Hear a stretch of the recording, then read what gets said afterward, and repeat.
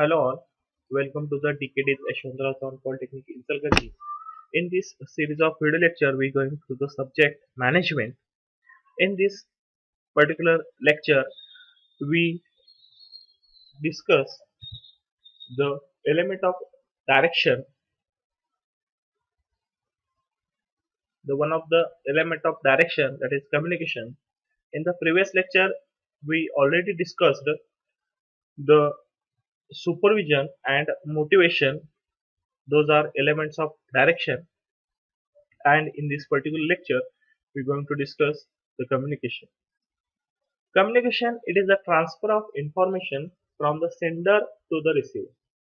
The sender means which send the message, and receiver means which receive the message which is sent by sender.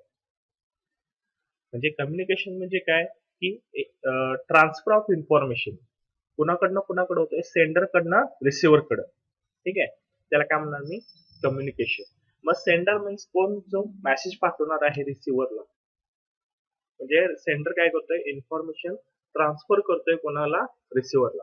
मग ते return form मध्ये असू दे, orally असू दे. म्हणजे मी एक समजा सुपरवायझरनं इन्स्ट्रक्शन दिले वर्करला, म्हणजे काय केलं, सुपरवायझरनं इन्फॉर्मेशन ट्रान्सफर केलं कोणाला, वर्करला. म्हणजे सुपरवायझर काय झाला, सेंडर झाला, आणि वर्कर काय झाला, रिसिव्हर. मग ते कुठल्या पण फॉर्म मध्ये असणार आहे, कम्युनिकेशन रिटर्न फॉर्म मध्ये असणार आहे, ओरली असणार आहे. Communication plays key role in the success of a manager. Communication refers to process of exchange of idea between persons. म्हणजे आयडिया एक्सचेंज झाली, त्याला पण मी कम्युनिकेशन म्हणणार आहे. The elements of communication process is sender, message, transmission, recipient, and meaning. Means these are the elements of communication process. Communication, when communication happens, when sender sends the message to the receiver, receiver receives the message, and uh, receiver gets what the meaning of that information. Then we say that the communication is complete. म्हणजे elements काय काय communication मध्ये, एक तर sender असणार आहे जो information पाठवणार आहे, मॅसेज असणार आहे, मॅसेज म्हणजे काय, जे इन्फॉर्मेशन असणार आहे तो काय असणार आहे, एक टाइपचा मॅसेज असणार आहे. म्हणजे सेंडर मॅसेज पाठवतोय असं जर म्हटलं तरी चालतं. सेंडर काय करतोय, मॅसेज पाठवतोय. आता transmission, second element is transmission. मग ट्रान्समिशन मीन्स काय, तो मेसेज कुठल्या पद्धतीने पाठवतोय रिसिव्हरला. म्हणजे सेंडर काय करणार आहे, मेसेज पाठवणार आहे. ट्रान्समिशन म्हणजे मेसेज कुठल्या पद्धतीने पाठवणार आहे, म्हणजे रिटर्न मध्ये पाठवणार आहे, ओरली सांगणार आहे, किंवा हातवारे करणार आहे. हा पण एक झाला ट्रान्समिशन. हे ओरली ट्रान्समिशन, रिटर्न ट्रान्समिशन. ठीक आहे, रिटर्न मध्ये दिला तर रिटर्न म्हणणार मी, ओरली सांगितलं तर ओरली म्हणणार, नुसता हातवारे करून सांगितलं तर ते नॉन व्हर्बल टाइपचं ट्रान्समिशन झालं. फोर्थ आहे रिसिपंट. रिसिपंट म्हणजे जो मेसेज रिसिव्ह करणार आहे, रिसिपंट ऑर रिसिव्हर. आणि रिसिव्हर काय करणार आहे, त्याचं मिनिंग समजून घेणार आहे. म्हणजे हे जे एलिमेंट्स आहेत ते एलिमेंट्स कशाचे, कम्युनिकेशन प्रोसेसचे. हे कुठलेच एलिमेंट, सेंडर जो मेसेज सेंड करणार आहे, मेसेज मध्ये त्यामध्ये काय काय असणार आहे ते म्हणजे काय, मेसेज. ट्रान्समिशन म्हणजे सेंडर मेसेज कुठल्या पद्धतीने पाठवणार आहे रिसिव्हर कडे, रिसिपंट ऑर रिसिव्हर, आणि तिचं त्या मेसेजचं मिनिंग कोण समजून घेणार आहे, receiver. These are the elements of communication. आता फॉर्मल कम्युनिकेशन आणि इनफॉर्मल कम्युनिकेशन. आता फॉर्मल कम्युनिकेशन मीन्स काय असणार, orders, memos, appeals, notes, circulars. Means जे फॉर्मली सेंड होणार आहेत, कम्युनिकेट करणार आहेत. ऑर्डर म्हणजे समजा मी काहीतरी ऑर्डर काढली कोणाच्या नावे, तर ठीक आहे, मॅनेजरने सुपरवायझरच्या नावे एक ऑर्डर काढली की सुपरवायझरला काय करायचं आहे. मेमो, मेमो मीन्स कुठल्याकडनं तर मी उत्तर घेणार आहे कुठल्या तरी एका प्रश्नाचं, तर त्याला काय म्हणणार मी, मेमो. अपील्स असतील, नोट्स असतील, आणि सर्क्युलर्स. सर्क्युलर मीन्स काय, समजा मी सगळ्यांना, आता मॅनेजर आहे, मॅनेजरने काय करणार आहे, उद्या सुट्टी असल्याचं एक जाहीर करणार आहे. तर त्यासाठी मॅनेजर काय करणार की सगळ्यांसाठी एक सर्क्युलर काढणार की उद्या सुट्टी आहे, कंपनी बंद असणार आहे, या टाईपचं सर्क्युलर. ठीक आहे. आता हे काय झालंय फॉर्मल कम्युनिकेशन, म्हणजे फॉर्मली सगळं व्यवस्थित म्हणजे जे सिस्टीम आहे सिस्टीम प्रमाणे कम्युनिकेट केलं जाणार आहे. आता इनफॉर्मल कम्युनिकेशन मीन्स काय, रुमर्स, विस्पर्स. आता रुमर्स मीन्स काय, अफवा पसरवणे. ठीक आहे, ते पण एक कम्युनिकेशनचा टाईप आहे. विनाकारण काय तर अफवा पसरवायची. किंवा विस्पर्स मीन्स काय, नुसता कुजबुजाट करत राहायचं किंवा कोणाबद्दल तर वाईट बोलायचं. हे हे पण एक काय झालं इनफॉर्मल कम्युनिकेशन. हे फॉर्मल कम्युनिकेशन आणि इनफॉर्मल कम्युनिकेशन म्हणजे काय, फॉर्मल कम्युनिकेशन मीन्स काय, त्या कंपनीच्या सिस्टीम प्रमाणे कम्युनिकेशन करायचं. ठीक आहे. आणि इनफॉर्मल म्हणजे काय की कंपनीचं सिस्टीम सोडून जे कम्युनिकेशन होणार आहे, एकमेकांबद्दल वाईट बोलणं किंवा काहीतरी एक अफवा पसरवणं, ह्या टाईपचे जे कम्युनिकेशन असणार आहे त्याला काय म्हणणार मी, इनफॉर्मल कम्युनिकेशन. आता types of communication, there are mainly three types of communication: upward communication, downward communication, and third is horizontal or lateral communication. Upward communication. Upward communication means when in the company there are levels, in company there are levels: top level, middle level, uh, bottom level. These are the lower level. These are the levels in the company. Upward means काय की low level कडून top लेवलला जाणे, म्हणजे low level कडून top लेवलला message जाणे, म्हणजे काय म्हणणार त्याला अपवर्ड कम्युनिकेशन. म्हणजे खालून वरती जर मॅसेज जात असेल तर त्याला काय म्हणणार अपवर्ड कम्युनिकेशन. म्हणजे सुपरवायझर मॅसेज मॅनेजरला देत असेल तर त्याला काय म्हणणार मी, अपवर्ड कम्युनिकेशन. मॅनेजर काय झाला लो लेवल, सॉरी, सुपरवायझर काय झाला लो लेवल, मॅनेजर काय झाला मिडल लेवल. जर लो लेवल कडून सुपरवायझर कडून जर मॅनेजरला म्हणजे मिडल लेवल मॅनेजमेंटला जर मेसेज जात असेल तर त्याला काय म्हणणार अपवर्ड कम्युनिकेशन. मग आता अपवर्ड कम्युनिकेशन कुठल्या केसेसमध्ये पॉसिबल आहे, द ग्रीव्हन्स रिट्रेसल प्रोसिजर. आता ग्रीव्हन्स रिट्रेसल प्रोसिजर मीन्स काय की तक्रार निवारण. समजा काय तर एक सुपरवायझरची तक्रार आहे किंवा वर्करची तक्रार आहे, तर काय करणार सुपरवायझर की ते कुणाला तक्रार सांगणार आहे, मॅनेजरला. किंवा वर्करची काय तर तक्रार आहे तर वर्कर कुणाला सांगणार, सुपरवायझरला. म्हणजे काय होणार आहे अपवर्ड कम्युनिकेशन म्हणजे काय, लो लेवलचा माणूस हायर लेवलला किंवा मिडल लेवलला सांगणार आहे. म्हणजे काय अपवर्ड चाललाय, low level to middle level, middle level to high level किंवा टॉप लेवल, खालून वरती चाललाय मॅसेज. Open door policy. समजा ओपन डोअर पॉलिसी मीन्स काय की वर्करला काय तर सजेशन द्यायचे असतील कंपनीबद्दल, म्हणजे काय समजा त्याला काहीतरी चांगलं सांगायचं कंपनीसाठी किंवा चांगलं एक काम द्यायचं आहे कंपनीसाठी. ठीक आहे. तर ओपन डोअर पॉलिसी काय, वर्कर मॅनेजरला कधी पण भेटू शकतो, सुपरवायझरला कधी पण भेटू शकतो. म्हणजे कम्युनिकेशन कुठलं कुठं होणार, low level to top level or middle level. Counselling. आता काउन्सिलिंग मीन्स काय, मोटिवेशन टाईपचे. म्हणजे आता समजा एक काय तर वर्करला प्रॉब्लेम आहे. ठीक आहे.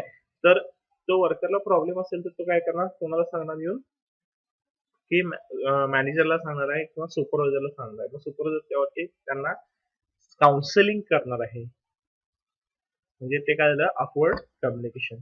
Participative techniques. आता पार्टिसिपेटिव्ह टेक्निक मीन्स काय, समजा मी म्हणजे मॅनेजरनं काय केलं की सगळ्यांची एक मीटिंग घेतली आणि त्यांच्याकडनं फीडबॅक घेतला की काम कसं चालू आहे, काम व्यवस्थित चालू आहे का. मग त्यामध्ये सगळे वर्कर मेसेज येतील मॅनेजरना, सुपरवायझर मेसेज येतील मॅनेजरला. म्हणजे काय आलं, मेसेज कुठं कुठं ट्रान्सफर होणार आहे, low level to middle level. ठीक आहे. म्हणून काय म्हटलंय पार्टिसिपेटिव्ह टेक्निक. किंवा फीडबॅक कलेक्ट करायचा आहे, सजेशन बॉक्स मध्ये वर्करनं काय तर सजेशन टाकलं मॅनेजरसाठी किंवा सुपरवायझरसाठी, that is a type of upward communication. म्हणून याला काय म्हणलंय participative techniques. Second downward communication. आता डाउनवर्ड अपवर्डच्या उलट काय असणार आहे, डाउनवर्ड कम्युनिकेशन. म्हणजे मॅनेजर काय करणार आहे, सुपरवायझरला इन्स्ट्रक्शन देणार आहे किंवा मॅनेजर कुणाला देणार आहे इन्स्ट्रक्शन, वर्करला देणार आहे किंवा सुपरवायझर इन्स्ट्रक्शन कुणाला देणार, वर्कर. म्हणजे टॉप लेवल कडून बॉटम लेवलला किंवा टॉप लेवल कडून लो लेवलला जे मेसेज ट्रान्सफर होणार आहे त्याला काय म्हणणार, डाउनवर्ड कम्युनिकेशन.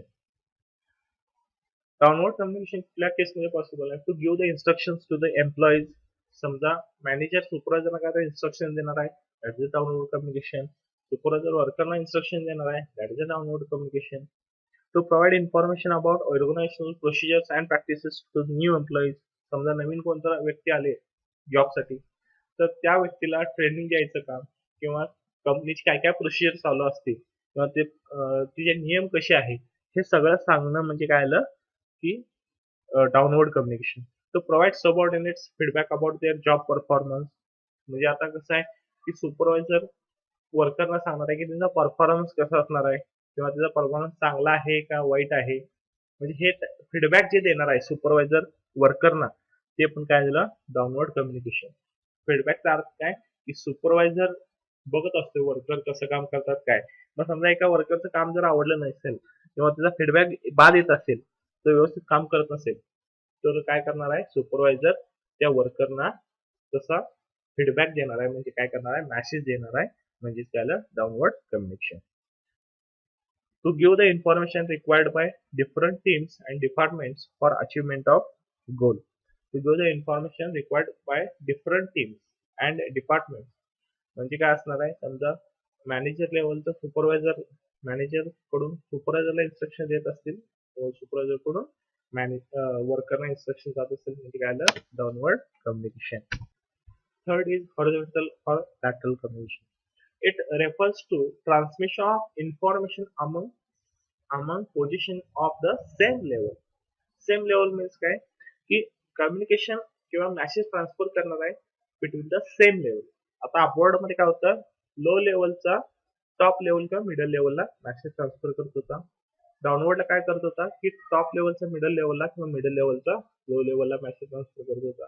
आता हॉरिझॉन्टल किंवा लॅटरल कम्युनिकेशन मध्ये काय असणार आहे की मेसेज जे ट्रान्सफर करायचा आहे किंवा इन्फॉर्मेशन जे ट्रान्सफर करायचं आहे ते सेम लेवलच्या व्यक्तींच्यावर करायचं आहे किंवा सुपरवायझर टू सुपरवायझर कम्युनिकेशन करायचं, मॅनेजर टू मॅनेजर कम्युनिकेशन करायचं.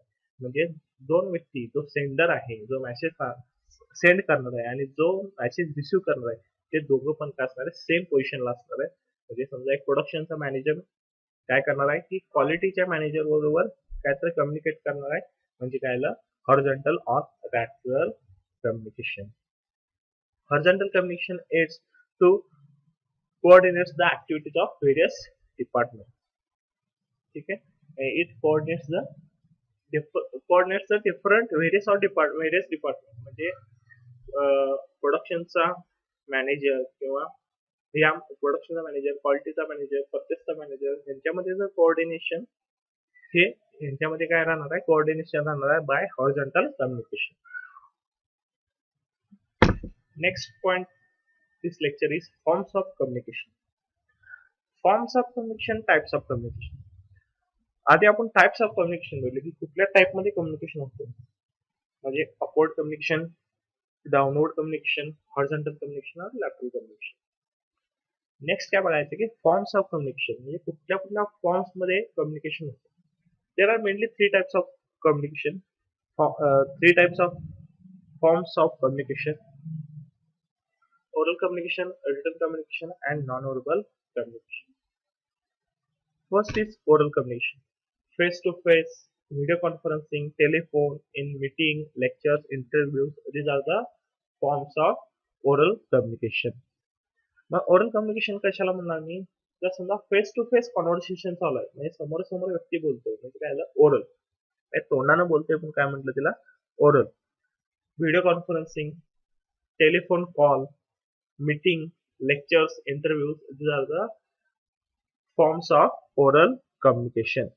म्हणजे समजा एक व्यक्ती प्रेझेंटेशन देतोय समोर आणि सगळे व्यक्ती खाली बसून बघतायत, म्हणजे काय करतोय तो, म्हणजे बाय ओरली म्हणजे जे तोंडून जे मेसेज येतोय ते काय करणार आहेत, खालचे जे रिसिव्हर आहेत, ठीक आहे, ते बघणारे जे आहेत प्रेझेंटेशन, त्यांना काय होणार आहे, तो मेसेज कन्वे होणार आहे बाय ओरली.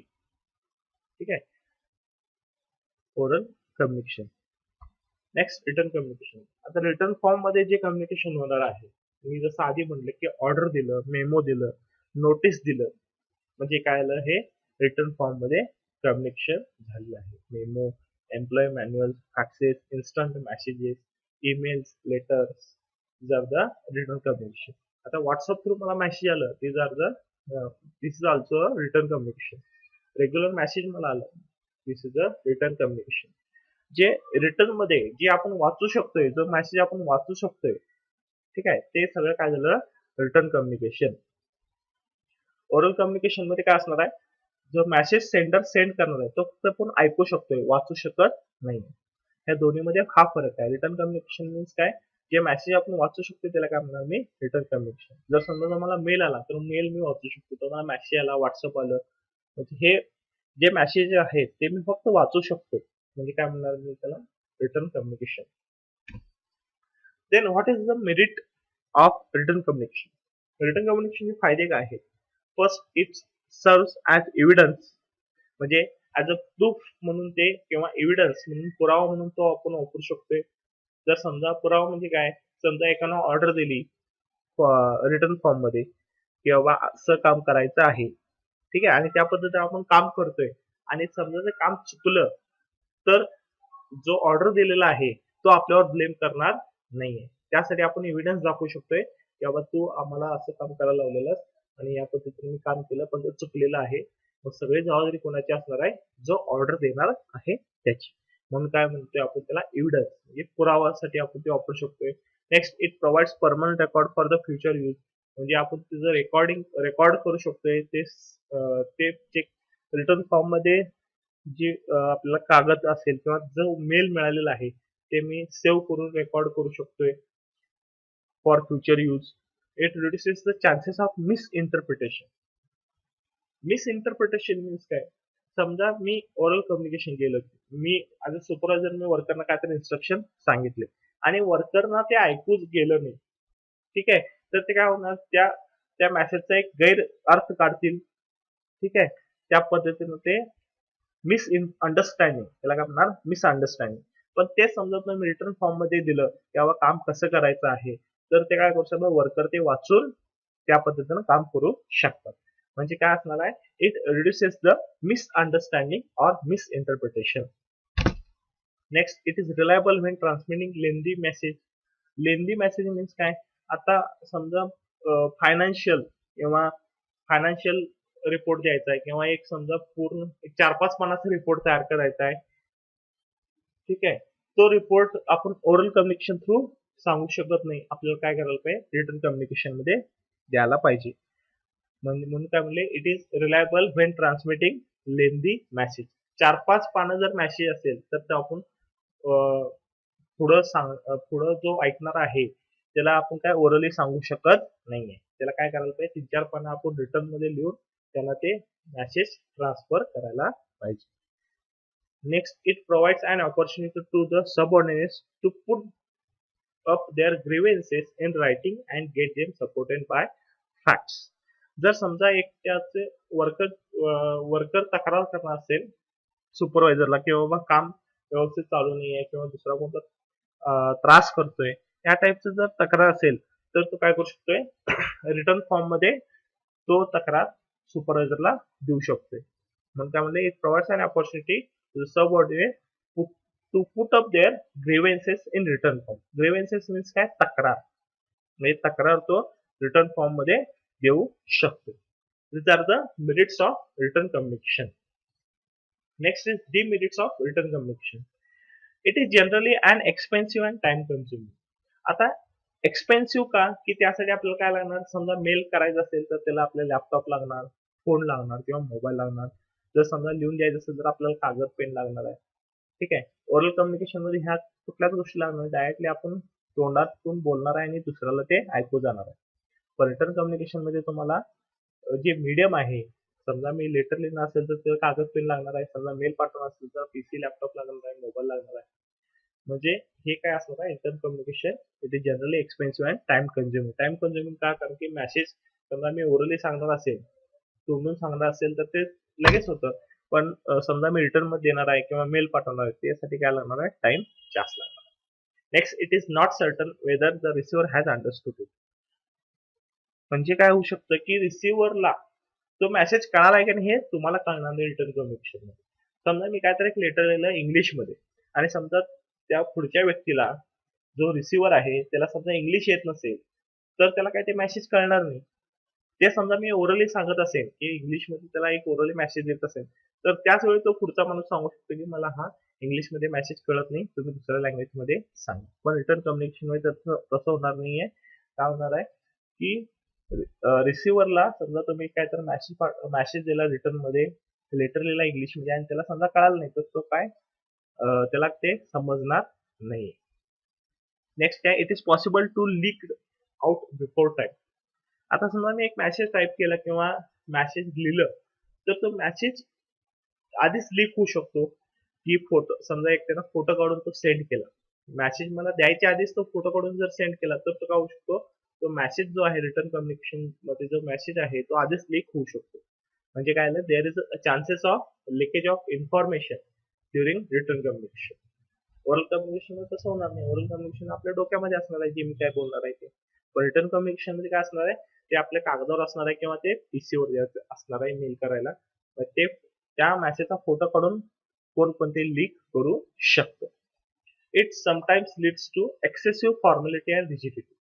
आता एक्सेसिव्ह फॉर्मॅलिटी और रिजिडिटी मीन्स काय, की समजा आपण एक काय तर लेटर लिहित असेल, ठीक आहे, लेटर लिहित असेल तर आपण काय म्हणतोय की टू द प्रिन्सिपल किंवा टू द मॅनेजर, ठीक आहे, टू द, असं जे फॉर्मॅलिटी आहे ते फॉर्मॅलिटी आपल्याला फॉलो करावं लागतं रिटर्न कम्युनिकेशन मध्ये. ठीक आहे, म्हणजे लेटर लिहिताना आपल्याला सगळ्या फॉर्मॅलिटी, त्याचा विषय काय आहे लेटरचा, ठीक आहे, ते आपण कुणाला उद्देशून लिहिणार आहे, ह्या सगळ्या गोष्टी त्यामध्ये नमूद करायला लागतात. त्यामुळे काय म्हणले, एक्सेसिव्ह फॉर्मॅलिटी अँड रिजिडिटी.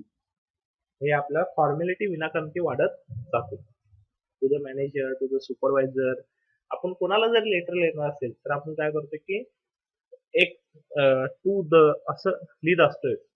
त्यामुळे फॉर्मॅलिटी एक्सेस होणार आहे, फॉर्मॅलिटी वाढणार आहे यामध्ये रिटन कम्युनिकेशन मध्ये. Third third form of communication is non verbal communication. It is expressed through the body, the facial expression, posture, gestures, eye contact, touch, etc.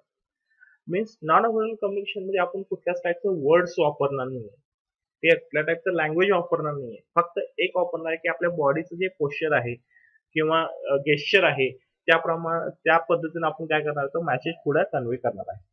ठीक आहे, जर समजा आपल्याला व्यक्तीला नाही म्हणायचं आहे तर आपण काय करतोय, एक तर तोंडातून नाही म्हणतोय किंवा रिटर्न मध्ये, आणि समजा दुसरं जे फॉर्म आहे नॉन व्हर्बल कम्युनिकेशन मध्ये आपल्याला नाही म्हणायचं आहे तर आपण काय करतोय, फक्त मान हलवतोय.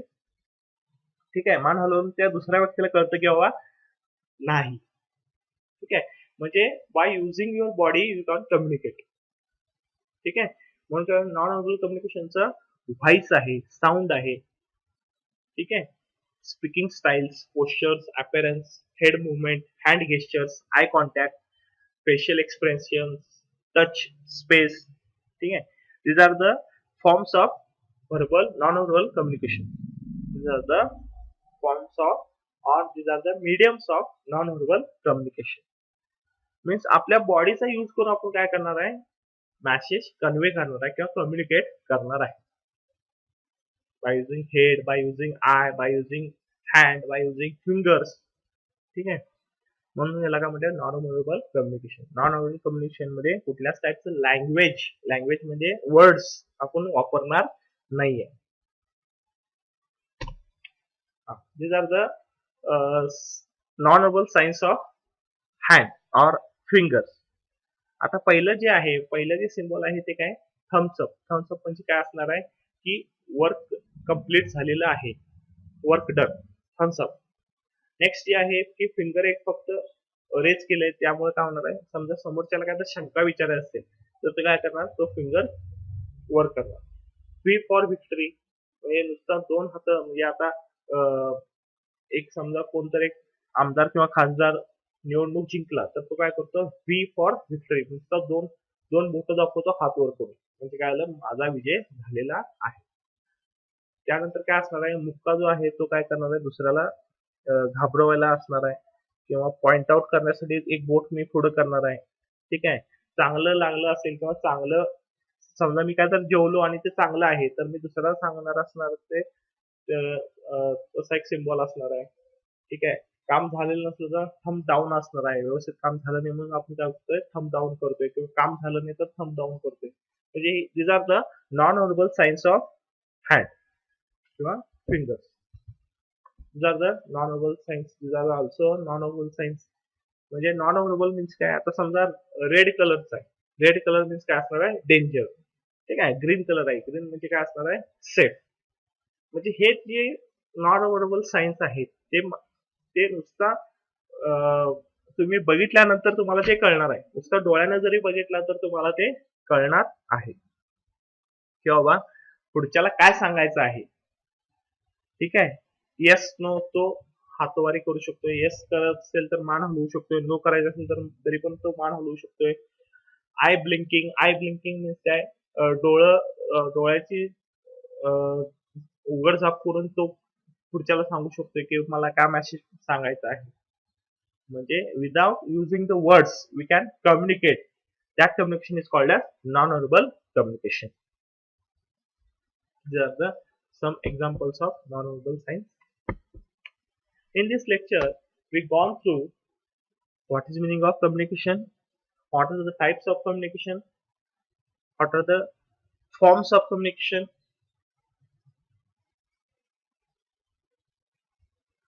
Okay, thank you all.